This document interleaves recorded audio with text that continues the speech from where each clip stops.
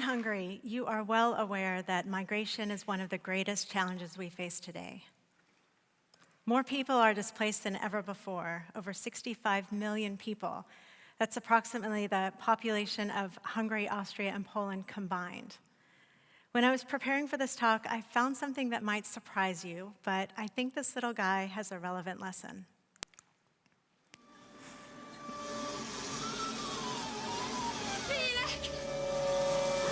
Meneküljünk az erdő felé.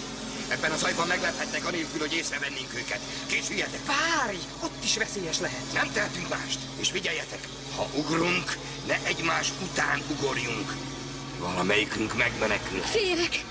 Induljunk már! Várj! Előbb körülnéz! Hopp, ne menj!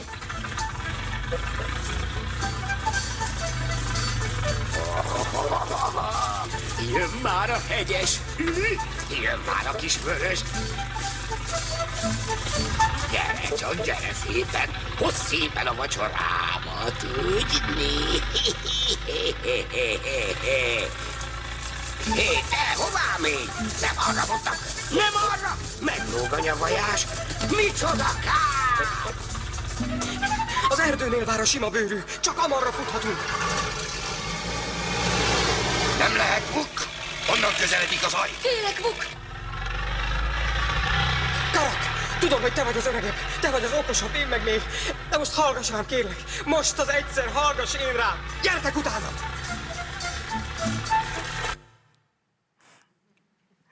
We all know how that story ends, and luckily Vuk makes the right decision. So how is this relevant to the migration issue?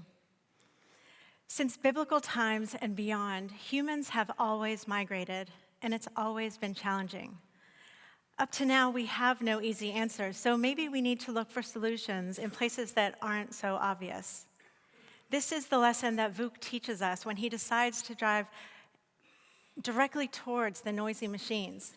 It feels counterintuitive, but he had a hunch that the situation was more complex. So he got closer to investigate, and he realized that the farmer's main goal was to harvest grain, not to kill foxes. Then he took a leap of faith.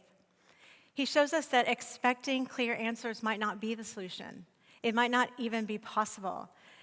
Instead, maybe we need to redesign the process of seeking solutions. A shift in strategy that calls us to realize the innate qualities that we all possess, like strength, courage, hope, faith, resilience, and even humility. If we're brave enough to face our fears head on, then we can challenge the assumptions that limit us from innovating forward. Stereotypes may or may not have elements of truth, but for sure they're incomplete. How many of you are European? What other labels can you use to identify yourself? Man, woman, Christian, Jewish, Muslim, black, white, brown, gay? Does anyone feel comfortable defining their entire identity with just one label? By labeling people, we not only confine them to an incomplete identity, but we limit ourselves. We basically choose to make critical life decisions with limited information. So maybe this is actually less about them and more about me and you and the choices that we make. Here we are today at a TEDx event. Instead of looking for differences between us, you and I intentionally come together seeking new perspectives.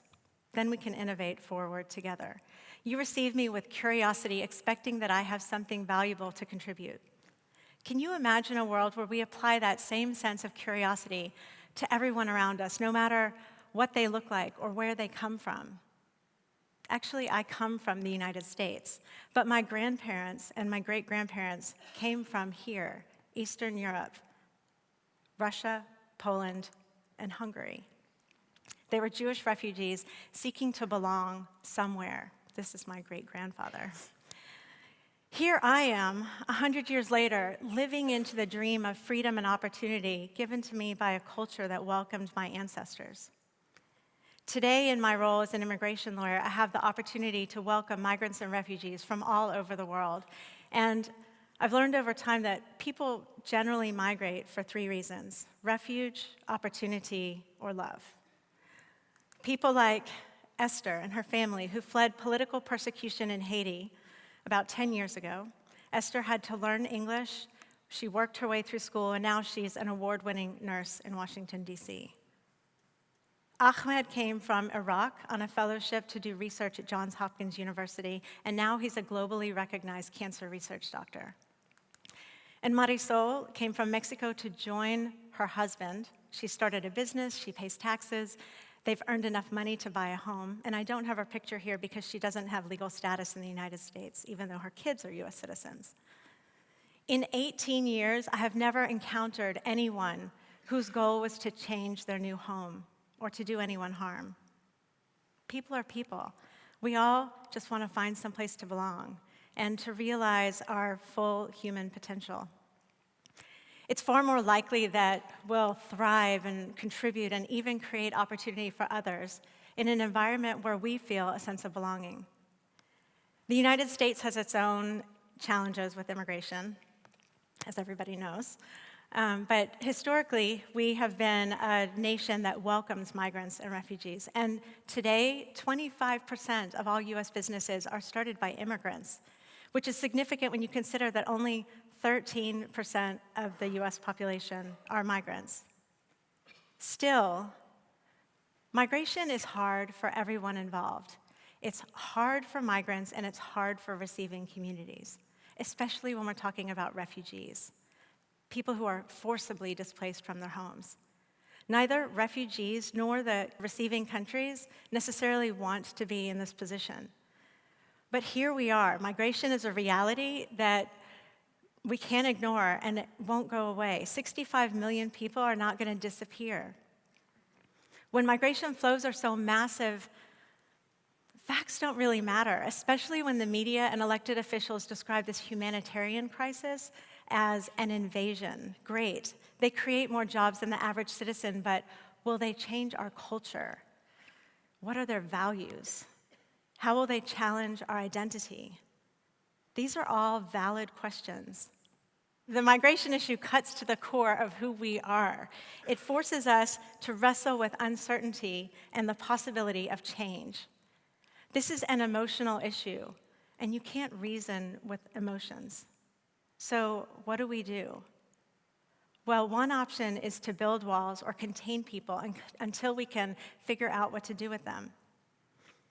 But does that really work? Facts aside, how do walls and containers make us feel? It reminds me when I was a kid, afraid of the dark, hoping desperately that if I just pulled the sheets over my head, I would be safe. But that never worked because I still didn't understand what was out there in the dark night.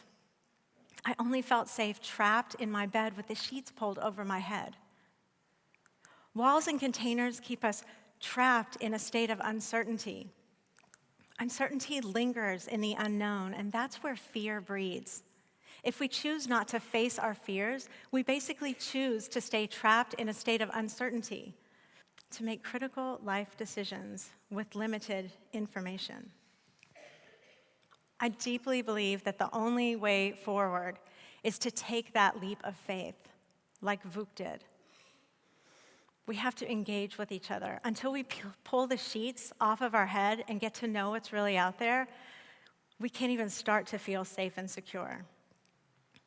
So I was recently exploring this issue in the state of Kansas, which is right in the middle of the United States. We call this region the Heartland. Kansas is predominantly white, Christian, rural, and politically conservative. Tight-knit, friendly communities where most people know each other, feel safe, and have job security. So navigating change in the form of new residents from countries and cultures that appear different is challenging. We were talking through this at the local library, and we intentionally included immigrants in the conversation. At the end of the evening, a white woman admitted that this is difficult, and she wished she could meet someone Muslim to get to know them in person and better understand the culture. Dark-skinned women from India and the Philippines offered to host a dinner party, both bragging to be great cooks. By the end of the night, people were laughing together, and the conversation was so good that everybody went to the local bar when the library closed. As I travel around the United States and the world, I find the same thing everywhere. When we shift from approaching people as a threat or a liability to the possibility that everybody has something valuable to contribute. When we seek the best in people instead of expecting the worst, something magic happens. That's the moment they cease to be other, and that's where hope is born. Everyone has a light inside, just waiting to be discovered. More than charity or sympathy, people want the opportunity to shine their light, and it only takes a spark to light the darkness. That spark could be you. Or you might be surprised, you might be the one sparked. You know, when I went to law school, I thought of this as humanitarian work. Those people need help, and I'll feel good about myself if I can give them hope. But over the years, I've learned that migrants and refugees are neither helpless nor hopeless. Hope is the spark that drives people forward, and hope is the gift that my clients give to me on a daily basis. Can you imagine being constantly surrounded by solutions-oriented people working hard to create a better life? That's the kind of environment that we cultivate when we invite people to shine their light. And that kind of energy is contagious. Inspired people inspired people. So the critical questions are, how do you want to feel, and what kind of environment do you want to cultivate? That's the big picture. The city of Clarkston, Georgia, is an example of possibility. The community has consciously decided to welcome migrants and refugees. And now this historically white town is the most multicultural square mile in the whole United States. They've struggled with changing demographics. Change is never easy. But the local residents say that they feel more safe and secure and happier when they embrace their new neighbors, sharing food and exploring the world through their own communities. These pictures are from their annual Culture Festival and Fun Run, which I had the opportunity to experience a few weeks ago. White and black church ministries volunteering together with veiled Somali and Syrian refugees is not what you expect to find in the politically conservative American South. But the people of Clarkston are happy to shatter the stereotypes. They choose to cultivate an environment where everyone can win. So with so much change and uncertainty in the world today, we can't afford to lose sight of the big picture. We all want to feel safe and secure, to be happy, and to live in communities where everyone can thrive. I invite you to shine your light, and please, let's all seek to build community instead of building walls. Thank you.